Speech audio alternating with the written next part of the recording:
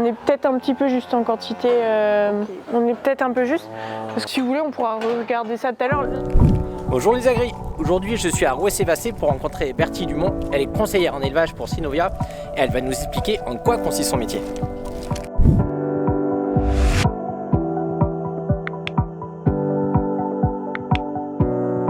Donc c'est quelqu'un qui a un portefeuille d'éleveurs. Moi par exemple j'ai 50 élevages que je suis. En moyenne j'y vais tous les mois ou tous les 2 mois. Et donc je les suis dans la généralité. Je m'appuie souvent sur les résultats des pesées du contrôle laitier. Et donc je vais aussi bien de l'élevage des genisses comme on l'a vu, à l'élevage des vaches, à la qualité des fourrages, à l'économie, au bilan fourrager. Je fais un peu de tout. Je tiens les résultats à jour, je regarde au niveau de la repro, au niveau du lait, au niveau des résultats comme on regardait tout à l'heure, au niveau de la laiterie que tout colle, vérifier qu'il n'y a pas une montée anormale d'une chose ou d'une autre. Et donc voilà, donc il y a de la veille et du suivi en élevage aussi derrière. Surtout, je commence toujours par enfiler mes bottes pour commencer à aller voir les vaches parce que je trouve ça un peu... je trouve que ça n'a pas forcément de sens de parler de résultats papier si je vois pas. Donc voilà, l'observation des animaux comme on l'a fait, c'est vraiment primordial. Mais on remet sur papier ce qu'on a observé en élevage. On fait des prévisions d'effectifs, des prévisions de consommation de fourrage, des rations, des points sur la repro, voir si on a du retard, non, des choses comme ça.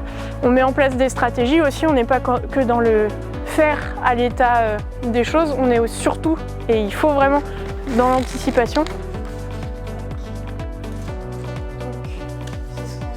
En début d'année, je fais le point avec les éleveurs, les éleveuses, de dire bah voilà Bertie, aujourd'hui j'aimerais cette année j'aimerais qu'on aborde ça comme sujet. Moi je quantifie à peu près, bon bah voilà, ça va nous prendre, il faut que j'ai telle régularité pour que ce soit cohérent et ça va me prendre à peu près tant de temps par visite. Donc bah voilà, je vais passer tous les mois, tous les 2 mois. Les éleveurs, les éleveuses, ils sont dans leurs vaches tous les jours. Il y a des choses qu'ils ne voient pas forcément, qu'un conseiller ou une conseillère généraliste va voir. Et puis il y a aussi des choses, moi j'ai l'avantage de passer dans une 50aine d'élevages, donc des choses que je peux ramener aussi de l'extérieur. Mon métier c'est de poser des questions. Moi je pose des questions, j'essaie d'aiguiller et de discuter. Et de mettre en lien toutes les informations que j'ai reçues de l'extérieur de l'élevage, mais aussi par les dires même de l'éleveuse ou de l'éleveur. Mon métier, c'est surtout pas de dicter la conduite des choses. Moi, je passe en élevage, mais je fais pas le travail au quotidien que font les éleveuses et les éleveurs. Et c'est d'essayer de faire des compromis et de faire d'un cas général ou de quelque chose que j'observe aussi, de trouver le mieux à faire dans telle ou telle situation qu'on a en face.